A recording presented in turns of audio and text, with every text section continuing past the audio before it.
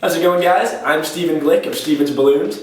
Today I'm going to teach you how to make the classic dog, sort of the quintessential balloon animal, but it's not too challenging to make. It's something that definitely, as a beginner, you should be comfortable starting with. So I have here a Qualitex 260 balloon. Recall that means when it's fully inflated, it's going to be 2 inches wide and 60 inches long. So I'm going to blow that up, but I'm not going to blow it up all the way. I'm going to leave about, we'll say, 4 or 5 inches uninflated at the tail of the balloon. And I'm going to tie it off. So the reason I leave that uninflated portion at the end of the balloon is so that when I twist it, the air has somewhere to go.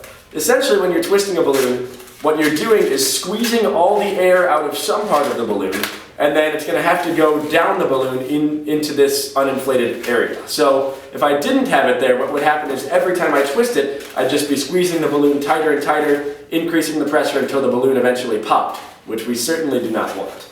So I'm going to start twisting at the knot end. I'm going to make my twist about 3 inches down the balloon. This is going to be the dog's snout.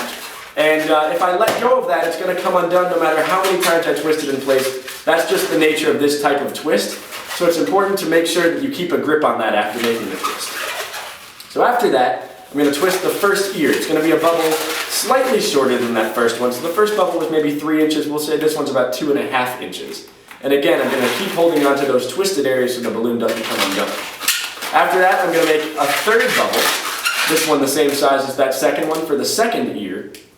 And then to form the ears, as well as lock the balloon in place, I'm going to use what we in the balloon community refer to as a locking twist. So to do that, I'm going to fold the 2 ears over at their midpoint. So I've now got, this is the twisted region between the 2 ears, and those are their 2 endpoints. So I bring the endpoints together, and then I'm going to just twist this twisted area into this one. So to do that, I'm going to squeeze the ears together, pull them up, and then just wrap around like that, locking it in place. So you can sort of see the dog starting to take shape. There's going to be his snout, those are going to be the 2 ears. And this pattern of sort of doing 3 bubbles and then locking the back 2 in place is the backbone of this dog. So it's going to be, our first one we did snout, ear, ear. We're going to do that exact same pattern for the dog's neck and the 2 front legs, and then for the dog's body and the 2 back legs, and the remainder of the balloon will be used as a tail. So now I'm going to just twist a small bubble for the neck. It's going to be about 1 inch long. That's sort of going to give us this spherical shape.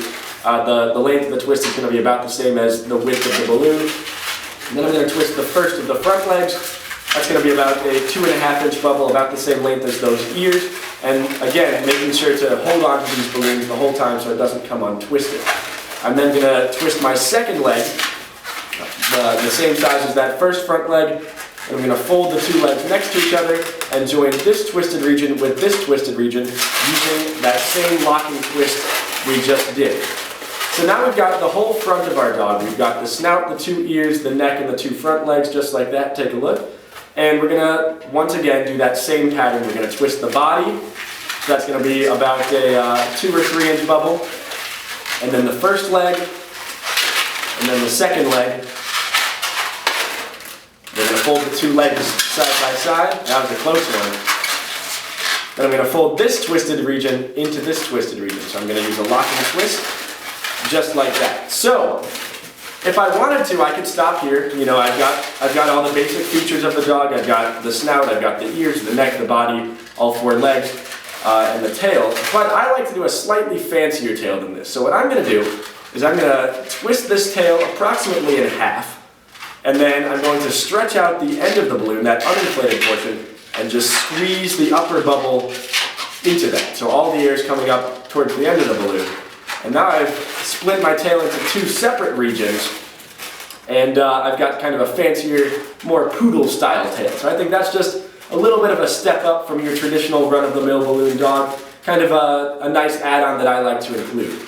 So that's the balloon dog. You can apply this same pattern using other types of balloons to have a variety of different sizes for dogs. So as you'll recall, I used a Qualitex 260 balloon here, but there's other sizes of balloons as well. So if I wanted to do something a little bit smaller, for example, I could use a 160 balloon, so 1 inch wide and 60 inches long when fully inflated, and I get a little dog like this. So just for comparison purposes, here's that 260 standard size dog we just made, and as you can see, the 160 dog is much, much smaller. And similarly, I can make a larger dog using a 350 balloon. So that's going to be 3 inches wide and 50 inches long when fully inflated. That's going to be a much bigger dog.